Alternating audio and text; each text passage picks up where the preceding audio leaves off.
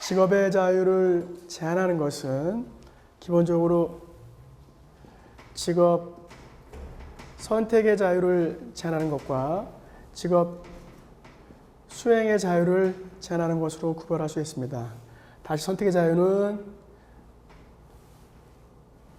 어떤 자유?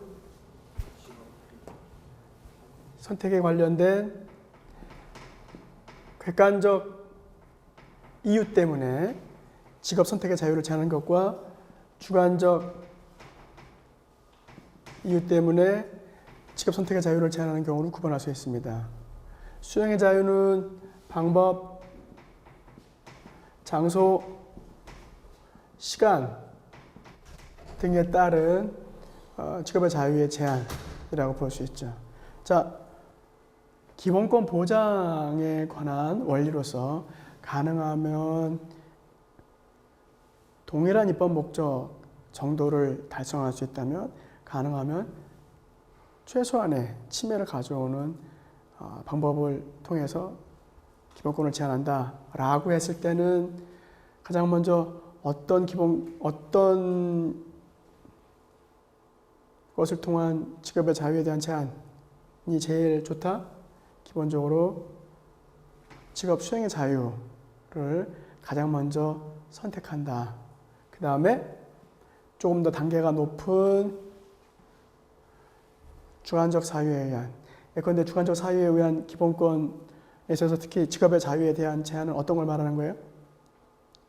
예를 들면 뭐가 주관적 사유에 의한 직업의 선택 자유의 제한이에요? 자격제도, 그렇죠? 변호사, 법률가 등, 의사, 세무사, 변리사 등 전문 직종 제도를 통해서 일정하게 국민의 자유, 신체, 재산 등에 일정한 영향을 미칠 수 있는 직업의 경우에는 이를 개인의 능력, 자격에 따라서 제한하는 것이 좋겠다. 방법에 제한 어떤 것들이 있어요? 예를 들면 술을 팔 때라도 노래방에서는 팔지 말라고 한다든지, 혹은 지금은 그런 곳이 별로 없겠습니다만은 목욕탕 경우에 이성 목욕 보조자, 그래서 남탕의 여자를, 여탕의 남자를, 그런 방법상 제한이고요. 장소, 예컨대 어느 지역에는 특정 직업을 수행할 수 없다. 예컨대 학교 주변, 학교 정화구역이라고 말하는 학교 주변 지역에는 모텔이나 여관 등 숙박업소를 개설할 수 없다든지, 그 다음에 시간, 예를 들면 여러분 혹시 경험했는지 모르겠는데 밤 11시 혹은 12시부터 새벽 4시, 5시까지는 학원, 야간 학원을 운영할 수 없다든지 시간적 제한. 자, 직업 선택의 자유와 수행의 자유에서 차이점. 선택의 자유는 직업 자체는 가질 수 있어요. 하지만 수행의 자유에 대한 제한은 직업 자체는 가질 수 있는데 다만 그 수행하는 방식만 제한할 뿐이고, 직업 선택의 자유에 대한 제한은 직업 자체를 갖는 것을 제한하는 것입니다. 자, 주관적 사유, 아까 개인의 능력에 따른 것이라고 했고, 객관적 사유는 개인의 능력과 상관없이 직업 선택의 자유를 제한하는 것을 말합니다. 객관적 사유 쪽으로 갈수록 직업의 자유에 대한 정도가 강해진다. 그러죠? 이것은 내가 어떻게 해볼 수 있는 게 아닙니다. 주관적 사유는 내가 열심히 노력해서 자격만 얻으면 돼. 수행의 자유는 직업은 기본적으로 가질 수 있는데 다만 방식만을 제한할 뿐이다 라고 한다면, 가장 기본권 제한이 큰 것은 직업 선택의 자유에 있어서 객관적 사유에 의한 직업 선택의 자유에 대한 제한, 주관적 사유에 의한 직업 선택의 자유에 대한 제한, 그 다음에 직업 수행의 자유에 대한 제한이 가장 완화된 약한 직업의 자유에 대한 제한입니다. 이것은 뭘 의미하느냐? 첫 번째, 직업의 자유를 제한할 때는 가능하면 약한 것으로부터 제한하고, 중대한 공익이 있는 경우에 한해서 점차적으로 객관적 사유에 의한 제한의 방향으로 제한을 옮겨갈 수 있고, 이것은 기본권 제한의 경우에뿐만 아니라 직업의 자유에 대한 심사 기준에 있어서도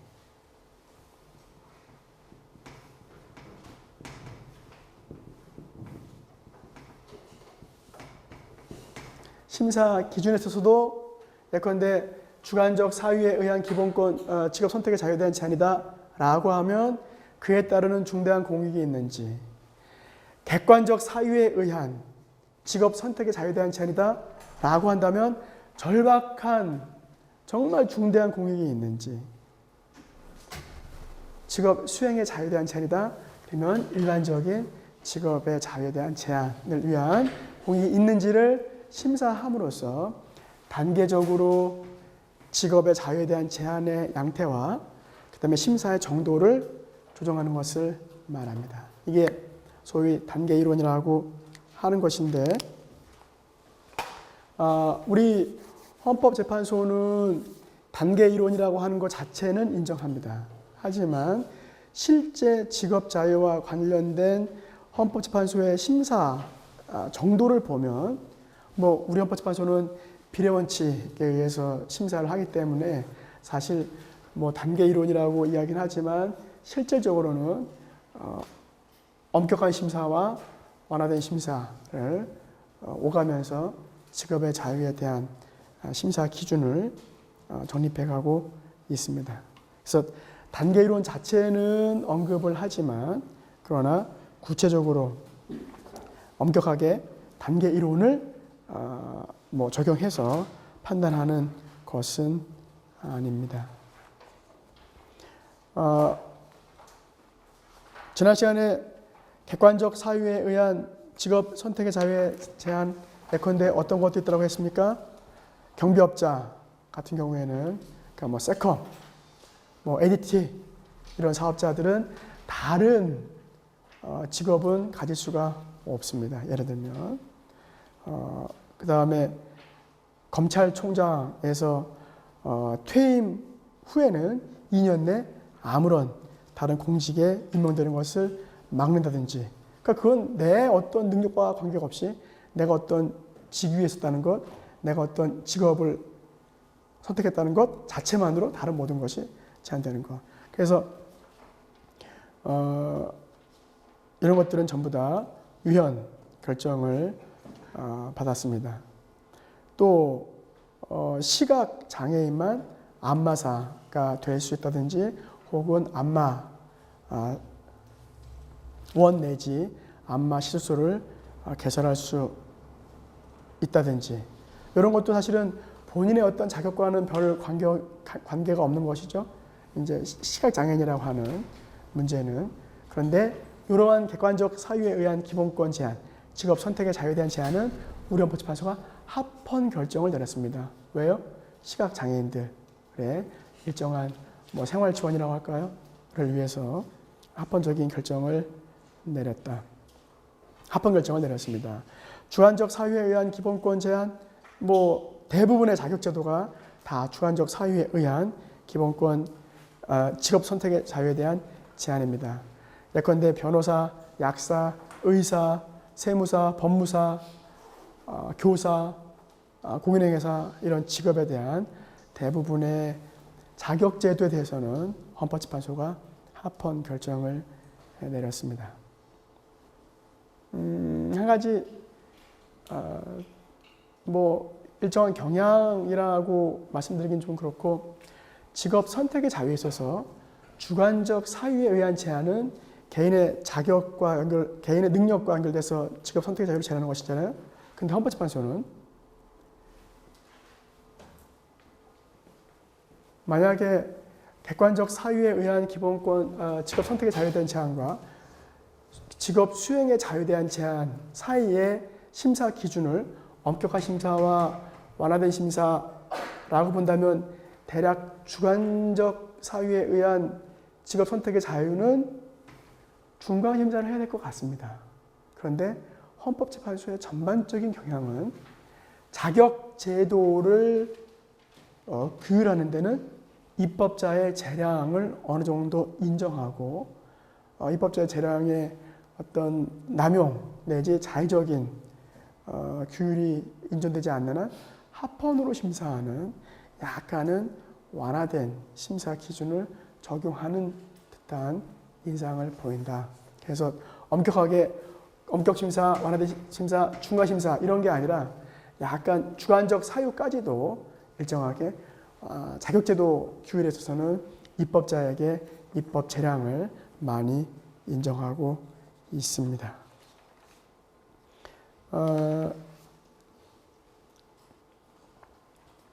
네, 그 밖에 헌법재판소 판례로서 위헌 결정 받은 것은 예컨대 여객운송 사업자가 지입제, 그러니까 뭐 자동차가 본래는 자기 거예요. 그런데 이제 회사 것처럼 이렇게 옮겨서 여객운송 사업자 차량 운행을 한다라고 할 때 구체적 규모 등에 대한 이런 것들을 따지지 않고 무조건 면허 취소하는 것, 말소하는 것, 사업 면허 취소하는 것들은 위헌이라고 했습니다. 그러니까 여러분 한 가지 판례를 보실 때 필요적 면허 취소라는 말이 있는 것은 위헌인 경우가 많습니다.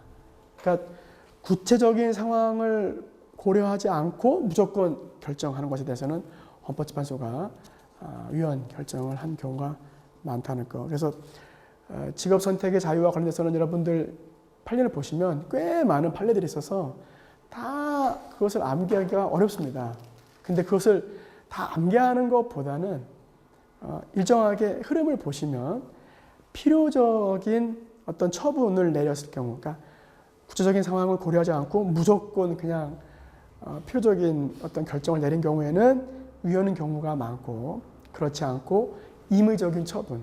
그래서 어느 정도 집행권자의 재량을 인정해서 구체적인 상황을 고려할 여지를 두었으면 보통은 합헌적인 결정을 내리는 경우가 일반적인 것 같습니다.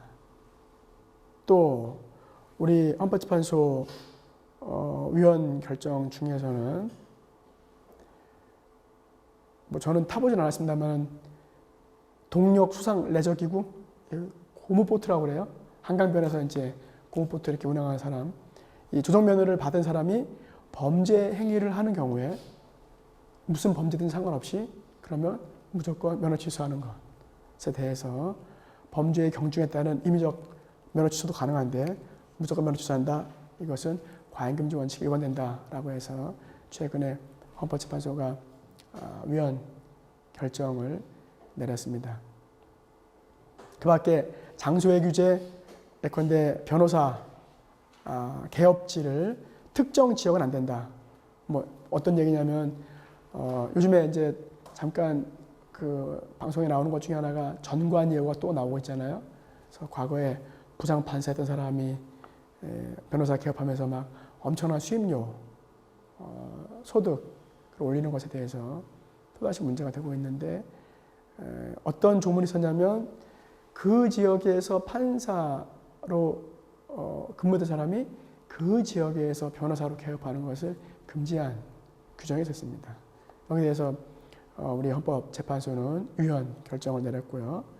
그 다음에 다만 한약업사의 경우에는 일정하게 지역 간 규제하는 것에 대해서 합헌 결정을 내렸습니다. 그 밖에 뭐 아까 말씀드렸던 학교 주변, 이것을 학교 환경 위생 정화구역이라고 말하는데 여기서 당구장, 노래방, 뭐 여관, 극장 이런 것들을 이제 일정하게 거리를 두고 그 안에서는 운영하지 못하도록 하고 있습니다. 그런데 예외적으로 이 학교 정화구역 안에 대학도 들어가요. 그러면 대학 들어가면은 대학에서 200m 내에 영화관 설치 못한다. 헌법재판소는 야, 유치원하고 초중고는 가능해. 근데 대학생은 어린애들이 아닌데. 그런데 거기다가 학교 정화구역이라고 근처에 대학 근처에 영화관 설치 못해? 무조건? 이거는 좀 말이 안 되지 않아? 그래서 대학 근처의 경우까지 포함시키는 것은 위헌 판단을 했습니다. 그 다음에 이제 우리 일반 주거 지역에서 단란주점이라든지 이런 것 설치하는 것 금지하는 것에 대해서도 역시 합헌 결정을 내렸고요. 시간 규제는 아까 말씀드렸듯이 중고등학생들의 야간 학습, 그래서 밤 10시부터 새벽 5시까지 학습을 금지하는 것, 학생들의 뭐 건강의 자유, 뭐 생명권 이런 것들과 관련돼서 건강권 관련돼서 일정하게 규제할 수 있는 것이라고 보았고요. 방법 아까 말씀드렸듯이 노래방에서 술 판매 금지하는 것, 또는 담배를 파는데 담배 자판기로 파는 것, 이거는 좀 그렇잖아요. 청소년들이 그냥 돈만 넣으면 담배를 구입할 수 있다, 이것은 문제가 된다라고 해서 이런 것들은 금지했습니다. 이런 직업 수행의 자유에 대한 제한인데 위헌 결정 받은 것은 약사들이 법인을 구성해서 약국 운영을 못하도록 한 것. 야, 다른 업자들은 다 법인 구성해서 약국 운영할 수 있는데 왜 약사들만 법인을 구성하지 못하도록 하느냐. 평등 원리나 직업 수행에 대한 자유로서 위헌 결정 받았고요.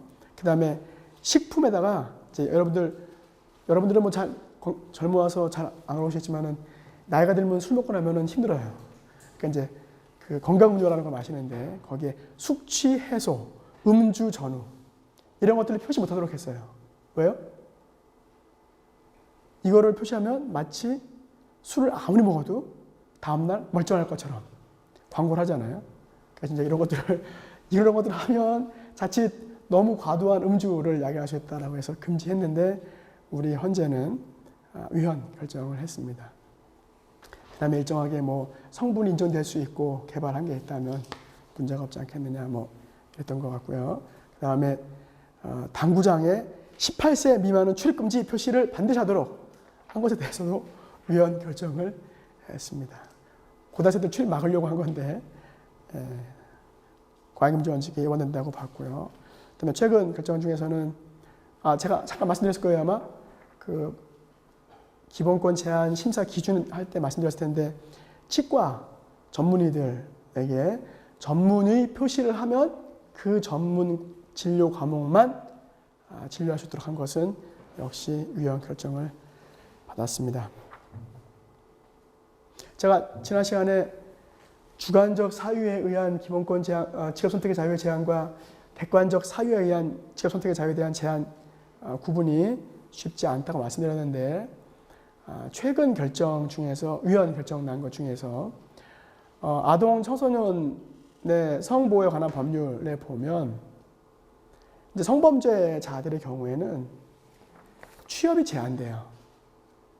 어떤 취업이 제한? 뭐 당연히 제한되겠죠. 왜요? 아동 청소년 대상으로 성범죄를 일으켰다? 그러면 그 사람들을 유치원, 학교 이런 곳에 취업시킬 수는 없잖아요. 그래 이제 아동 청소년의 성보호에 관한 법률에서 보면 성범죄자들이 일정하게 형의 선고를 받고 집행해서 이제 마치면 일정 기간 동안 특정 기관에는 취업할 수가 없습니다. 근데 여기에 대해서 첫 번째 창의 성범죄를 저지르고 나서 일정하게 직업 어떤 데서는 근무할 수 없다. 이거는 세 가지 직업의 자유에 대한 제한 중에 어디에 들어가요? 자, 성범죄를 저지르고 나서 어떤 기관에 취업할 수 없다.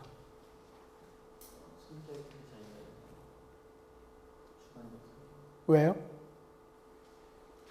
성범죄 내가 안 저지를 수 있었으니까? 통제가 안 되면. 자, 우리 헌법재판소는 이러한 것을 주관적 사유에 의한 직업 선택의 자유에 대한 제한으로 보았습니다. 그런데도 불구하고 10년. 그 다음에 어떤 성범죄든지 경중을 가리지 않고 그 사람이 변화됐을 거라는 그 성범죄 위험이 없어질 것이라는 전혀 고려 없이 무조건 일정 기간 10년 이상 직업 선택을 할 수 없도록 제한한 것은 과잉금지 원칙이 위반된다라고 해서 지난 3월 우리 헌법재판소는 위헌 결정을 내렸습니다. 그 점 여러분들 주의하시기 바랍니다. 제가 재작년에 요 수업할 때 이 취업 제한이라고 하는 것이 상당히 너무 길어서 좀 위헌 가능성이 있다라고 수업 전에 몇 번 강의할 때 좀 의문이 있다라고 말씀드렸는데 최근에 헌법재판소가 이 부분에 대해서 위헌 결정을 내려서 이 조문은 조금 개정될 것으로 보입니다.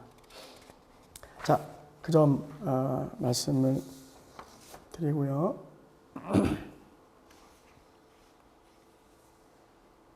네, 혹시 궁금하신 분들은 2016년 3월 31일 선고 2013 헌마 585 사건입니다.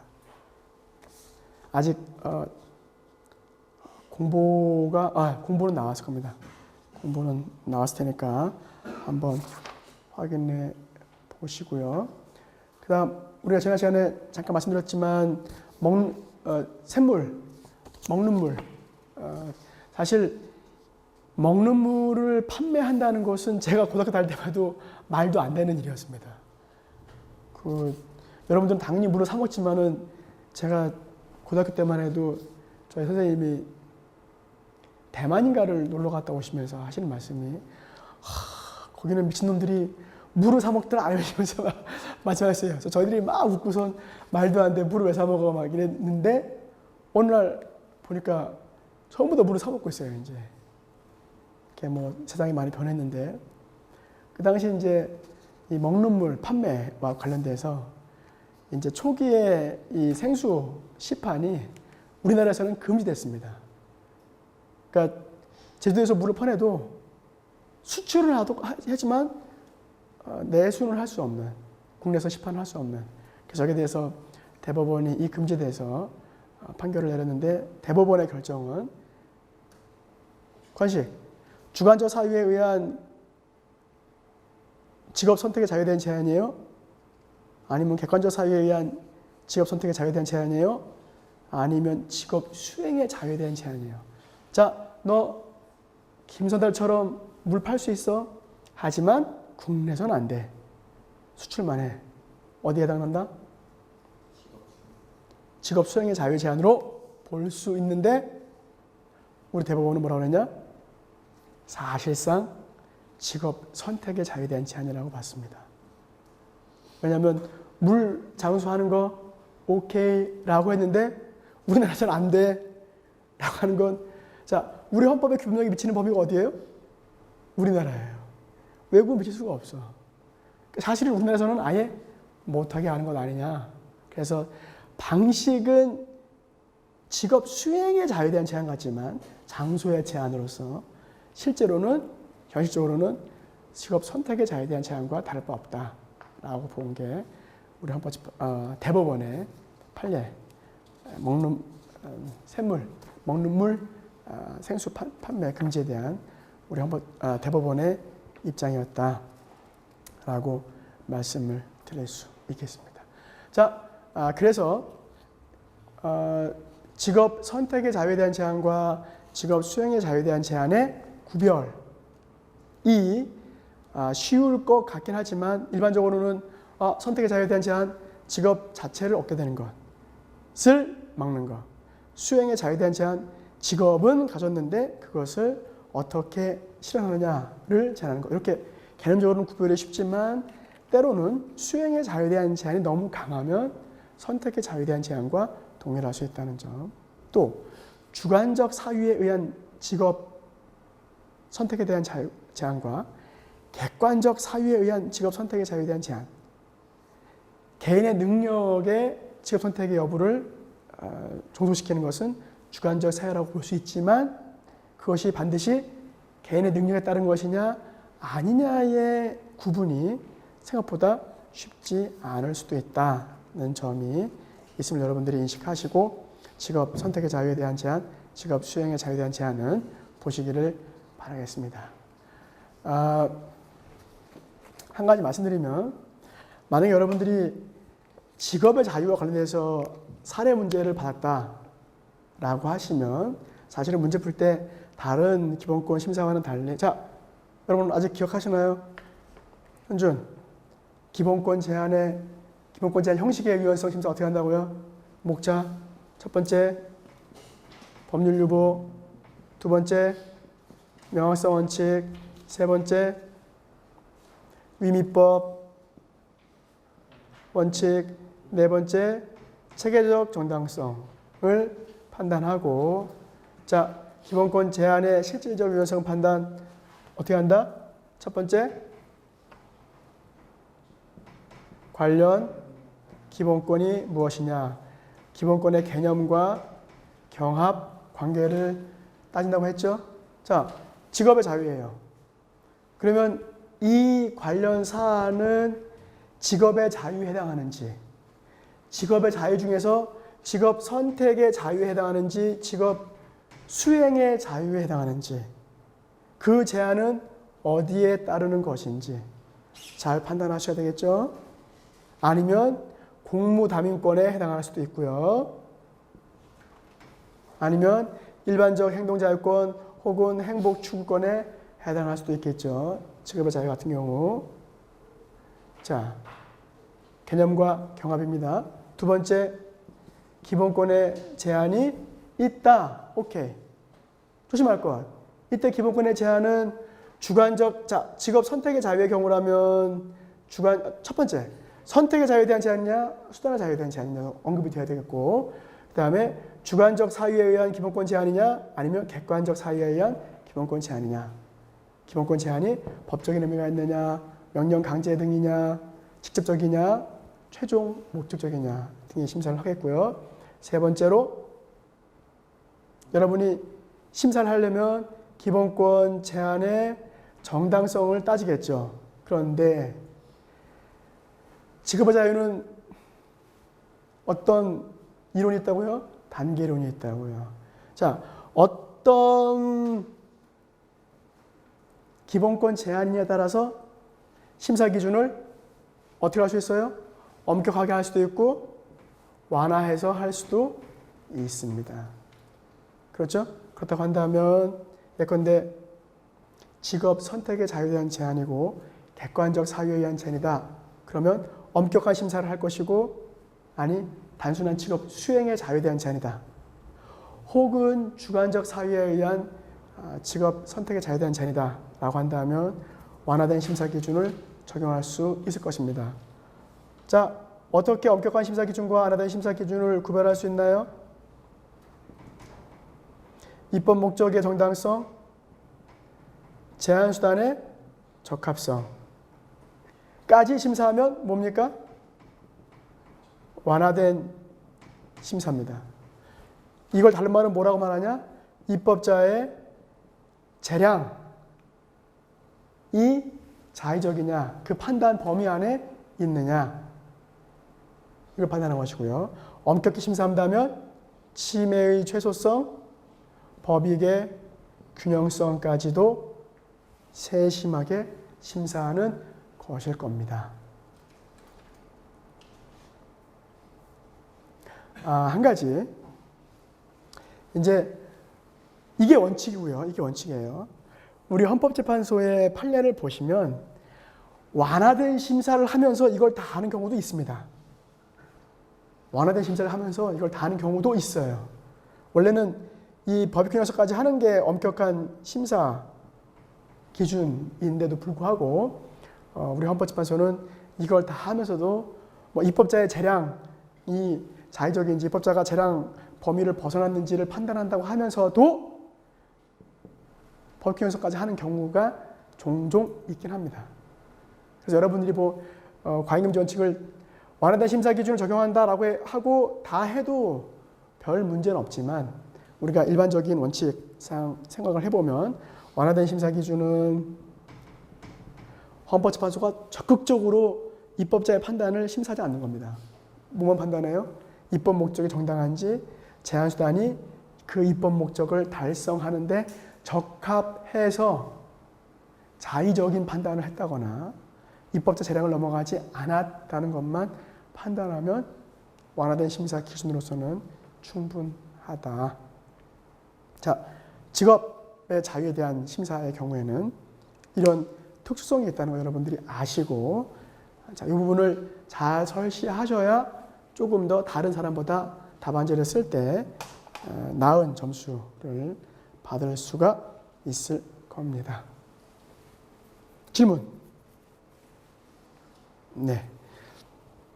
그 다음 제16조, 헌법 제16조 주거의 보장, 그 다음에 제17조 사생활, 그 다음에 제18조 통신의 자유로 넘어가도록 하겠습니다. 자, 헌법 제16조는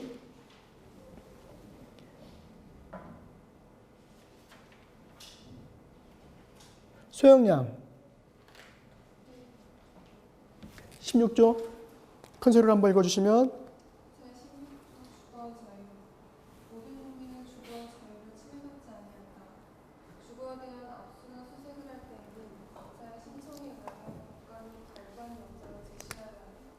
네. 제16조, 제17조, 제18조는 하나로 묶어서 우리가 이해할 수 있습니다. 어떻게 하나로 묶어서 이해할 수 있느냐? 헌법 제16조, 제17조, 18조는 개인 생활 영역의 보장이라는 측면에서 하나로 묶어서 이해할 수 있다. 뭐냐? 자,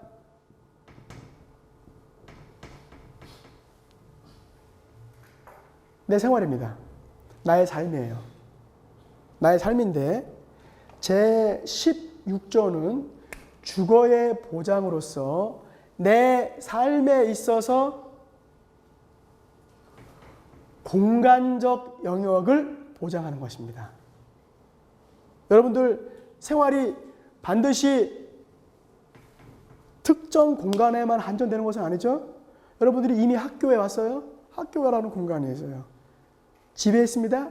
집이라는 공간이 있습니다. 하지만 나의 삶이 학교와 집만 왔다 갔다 하나요? 물론 저는 그래요. 저는 그냥 집에 갔다가 학교 왔다가 강의하고 다시 집에 갔다가 집사람이 그럽니다. 당신은 집에서 옷 갈아입으려고 왔지? 학교에서 나머지 지내고. 물론 그럴 수 있어요. 하지만 일반적으로는 어때요? 우리 생활이? 학교도 있고 집도 있지만 길거리도 있고 극장도 있고 다른 여러 관광지 또는 시골, 해외, 자연 여러 분야에서 우리의 사생활, 개인 생활이 이루어지잖아요. 그런데 그 중에서 16조는 개인의 사생활이 이루어지는 공간적 범위를 보장하는 것입니다. 공간적 영역을 보장하는 것이다. 제 17조는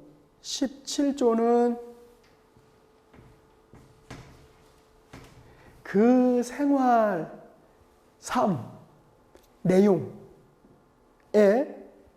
형성과 비밀을 보장합니다.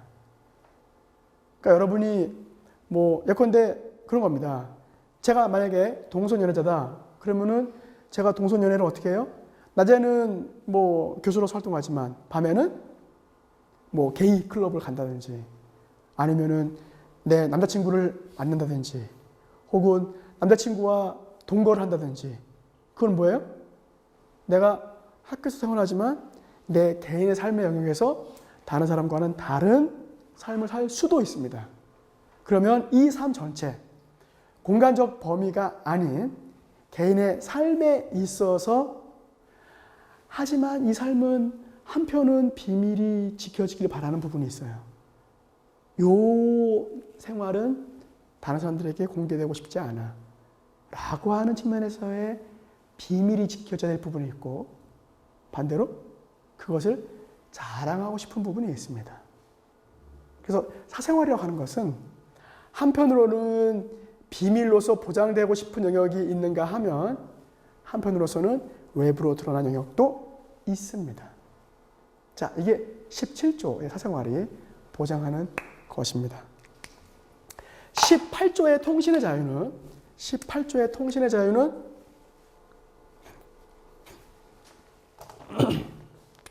자, 이런 개인의 삶이 있겠죠?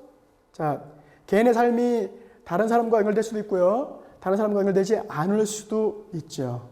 다른 사람과 접점이 있을 뿐만 아니라 심지어는 공동생활이 있을 수도 있습니다. 이게 개인의 삶이다. 개인의 생활의 양태다라고 할 때 통신의 자유는 그 개인의 삶과 개인의 삶과 개인의 삶과 개인의 삶을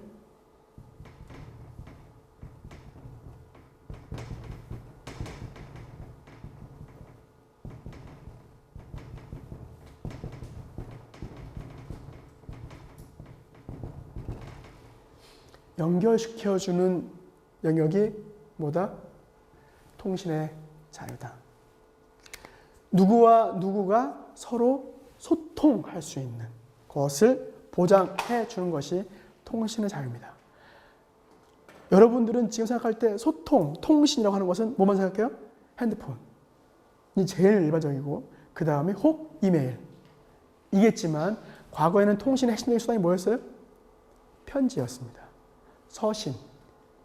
이건 단순히 현대의 문제가 아니라 이미 전부터 개인과 개인 간의 의사소통, 연락관계를 보장하는 것이 기본권으로서 발전되어 왔고 오늘날 그것이 이제는 통신이라고 하는 어떤 통신?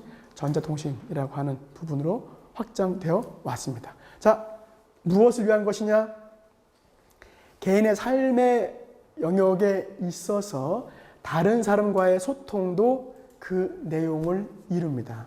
이러다 보니까 우리가 이 부분을 가만 보면 내 삶의 영역에 어떤 기본권 제한이 들어오면 그것은 통신의 자유일 수도 있고 주거의 침해일 수도 있고 사생활에 대한 침해일 수도 있습니다. 세 가지 기본권이 중첩될 수도 있다라고 하는 점. 그러면 어디서 문제가 돼요? 기본권의 경합에서 여러분이 심사를 해야 될 부분이 있습니다. 자, 이걸 여러분이 머리에 전제로 담고 먼저 제17조 16조 주거의 보장부터 다루도록 하겠습니다. 주거의 보장은 아까 소영양이 읽은 대로 주거 개념 뭡니까? 주거의 개념? 법 학사가 볼 때 주거의 개념은 뭐예요?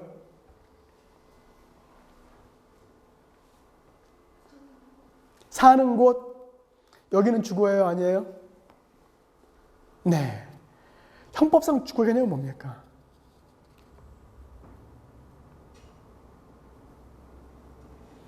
손진, 형법상 주거의 개념 혹은 헌법상 주거의 개념?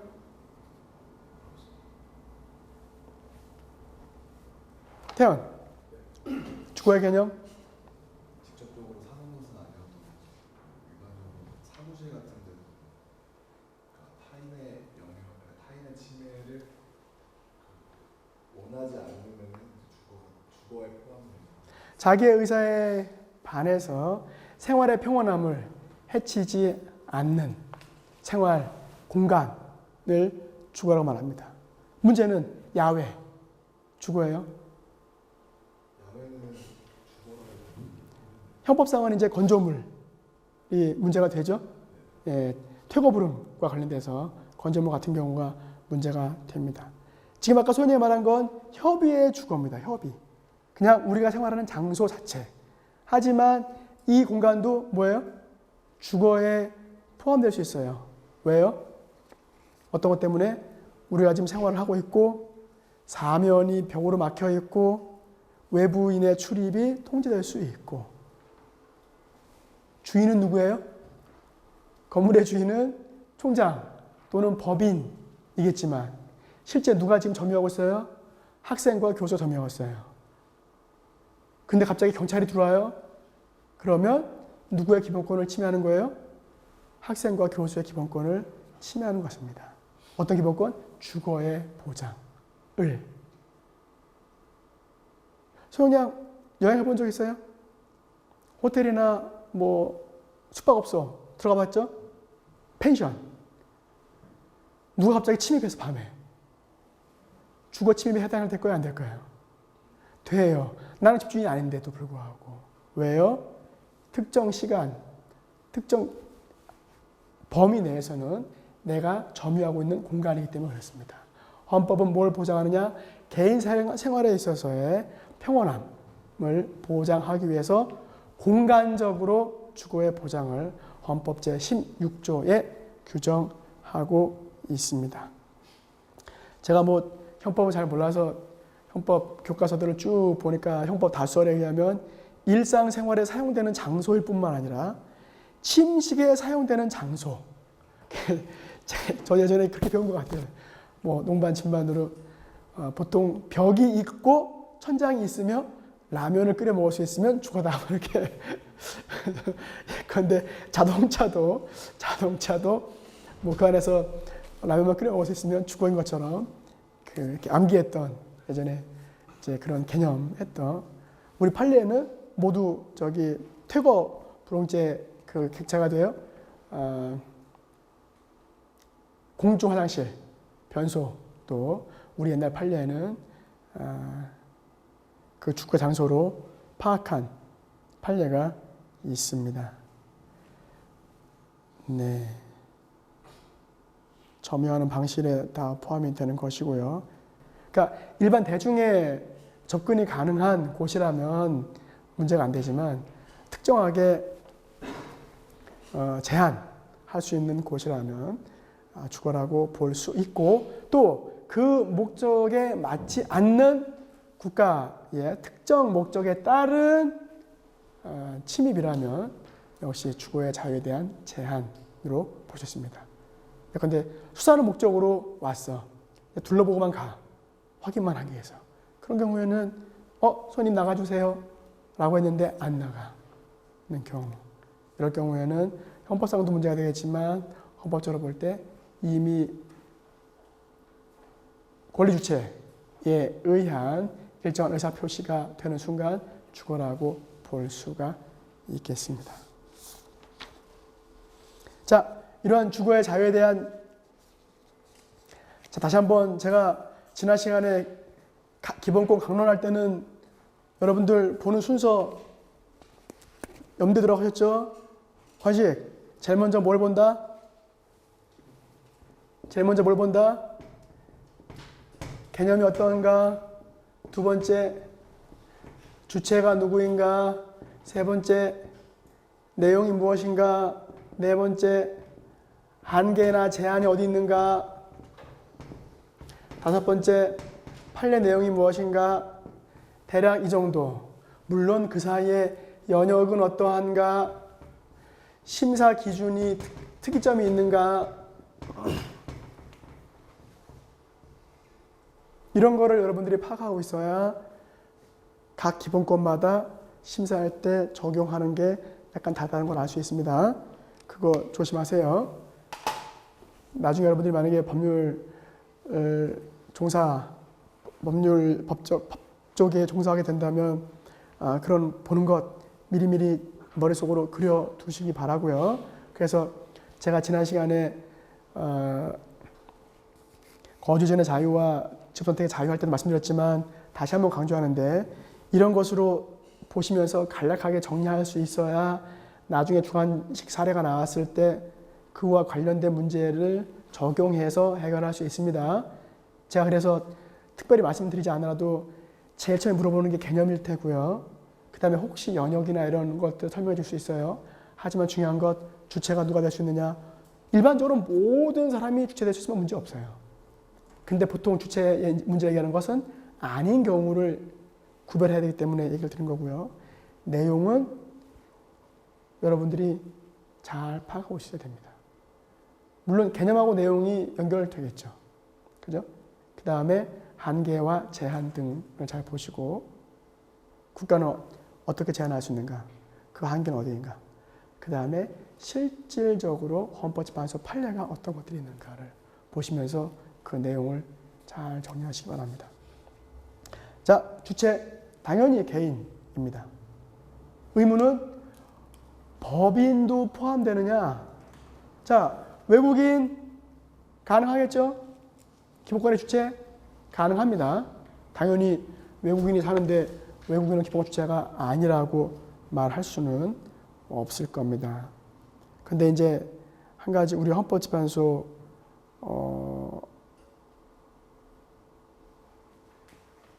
판례에서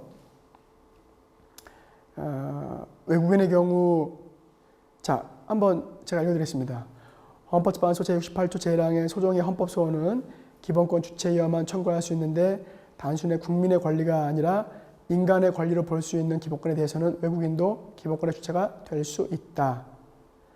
청구인들이 불법 체류 중인 외국인들이라 하더라도 불법 체류라는 것은 관련 법령에 의하여 체류 자격이 인정되지 않는다는 것일 뿐이므로 인간의 권리로서 외국인에게도 주체성이 인정되는 일정한 기본권에 관하여 불법 체류 여부에 따라 그 인정 여부가 달라지는 것은 아니다. 즉 불법 체류 외국인이라도 특정 장소에 머물고 있으면 주거의 자유가 주거의 보호가 인정되어야 한다는 것입니다. 불법 체류라는 이유 때문에 그들의 주거의 자유가 무시될 수는 없다는 것이 우리 헌법재판소의 입장이고요. 자, 그 다음 법인, 단체가 주거의 자유가 있느냐? 제가 처음에 말씀드릴 때 이 16, 17, 18조는 개인의 생활 영역이라고 말했는데 그러면 법인, 단체는 주거의 자유가 없느냐? 뭐 그렇지 않습니다. 기본적으로 법인도 당연히 주거의 자유. 자, 이 건물의 소유주가 학교법인 한양 법인이라고 한다면 그러면 당연히 점유자인 우리뿐만 아니라 학교도 주거의 자유에 대한 침해를 주장할 수가 있겠습니다. 뿐만 아니라 소유자뿐만 아니라 관리자 혹은 아까 같이 말씀드렸던 점유자 등등등 주거를 어느 정도 지배할 수 있는 사람들은 기본권 주체가 될 수 있다. 예컨대 공장장, 공장 전체를 관리하잖아요. 공장 특정 어디 부분에 있을지라도 다른 데 누가 들어왔다? 그렇다고 한다면 공장장으로서 일정의 기본권 침해 주장할 수 있습니다. 자, 그 다음 주거 보장의 내용이 뭐냐? 주거 보장 내용 뭘 보장하는 거예요? 개인적으로 다른 사람에게 공개되지 않은 사적인 공간을 자기의 의사에 반하여 제3자나 국가의 공권력에 의해서 평온한 생활을 침해받지 않을 자유가 주거의 보장입니다.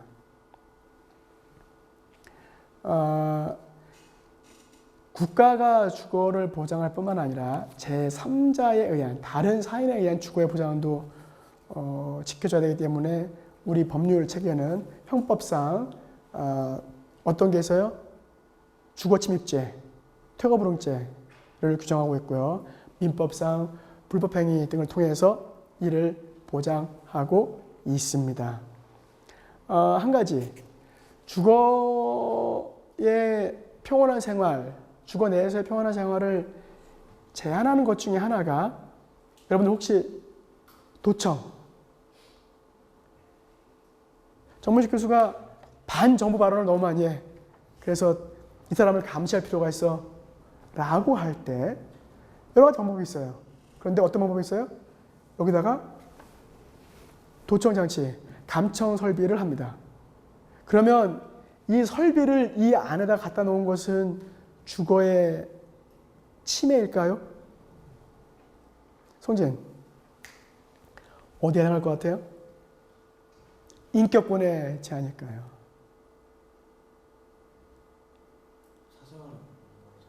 왜요?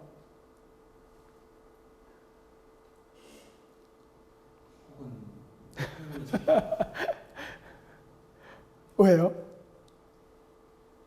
이제 이 강의실 안에서 이제 교수님 말씀하신 내용은 이제 학문의 자유에 해당될 수 있다고 만일 요즘은 감청 장비가 발전했잖아요. 제가 보니까 요즘은 이렇게 안에다가 심지 않고 밖에서 무슨 이만한 안테나 같은 걸 탁 대면 그 안에서 울리는 소리가 다 들려. 마치 우리가 벽에다 대고 들으면 이렇게 안에 소리가 들리는 것처럼. 그거는 사생활의 침해입니까? 아니면 주거의 자유의 침해입니까? 아니면 학문의 자유의 침해입니까? 자, 하여튼 뭐 약간씩 견해가 다릅니다. 그런데 생각해 보세요. 주거의 보장이라고 할 때 주거는 뭘 보장한다고요? 기본적으로 큰 소리로 공간을 보장한다고요. 그러니까 밖에서 이 안으로 들어오는 것을 막아주는 겁니다. 도청기를 만약에 이 안에 담았다, 설치했다, 혹은 누군가가 창문을 열고 내 집에 들어오려고 발을 딱 넣었다. 그러면 주거의 침입입니다. 주거의 자유의 제한이죠. 그런데 안 들어왔어요. 그러면 주거 공간적 범위를 보장하는 것은 아니지 않느냐. 대신 안 들어왔지만 내용을 살핀다? 그럼 뭐가 될 수 있겠어요? 사생활, 개인의 비밀을 유지하려고 하는, 보호하려고 하는 그 개인의 생활 내용을 건드리는 것이기 때문에 그런 경우에는 주거의 침해보다는 사생활에 대한 제한이 맞는 것 같습니다. 자, 이제 나중에 통신할 때 이제 그 얘기를 할 텐데, 우리 안에서 이루어지는 게 강의인데 그 내용을 들으려고 했다. 그러면 학문의 자유가 될 수도 있어요. 근데 강의를 안 해. 그냥 잡담하고 있어. 그럼 학문의 자유? 네. 그게 통신의 자유의 특징입니다. 통신의 자유는 어떤 통신이냐에 따라서 제한하는 게 학문의 자유일 수 있고 예술의 자유일 수 있고 표현의 자유일 수 있고 여러 가지입니다. 그런데 관련 없이 수단을 제한하는 것. 그러니까 국가의 기본권 제한 조치, 감청 조치가 저의 연구 발표, 강의 이런 거를 지향하고 있다면 학문의 자유지만 그렇지 않고 단순히 이 안에다가 설치하거나 아니면은 안에 무슨 일이 있는지를 파악하거나 이런 경우라면 학문의 자유, 내용적 측면에서는 접근하기가 좀 어렵지 않을까 생각합니다. 자, 한 가지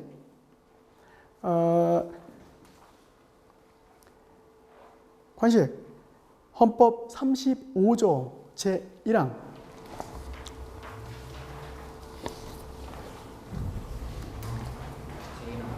모든 국민은 건강하고 쾌적한 환경에서 생활할 권리를 가지며 국가와 국민은 환경 보전을 위해 노력하여야 합니다. 네, 우리가 지금 잘 생활하고 있는데 갑자기 엄청 시끄러워요. 그래서 강의를 할 수가 없어. 그러면 주거의 침해? 악취가 나. 뭔가 이 건물 안으로 들어왔어.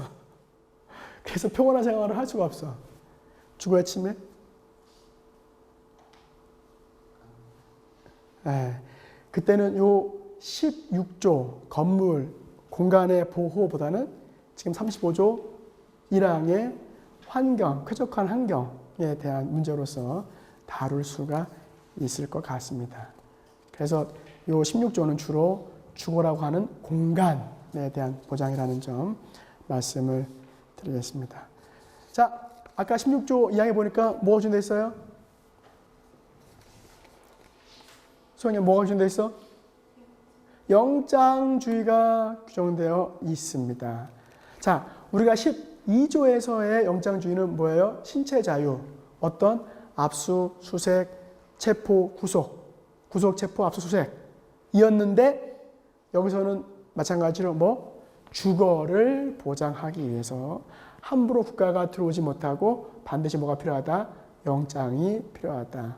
어떤 원칙? 적법 절차 원리에 따른 내용이라고 말할 수가 있겠습니다.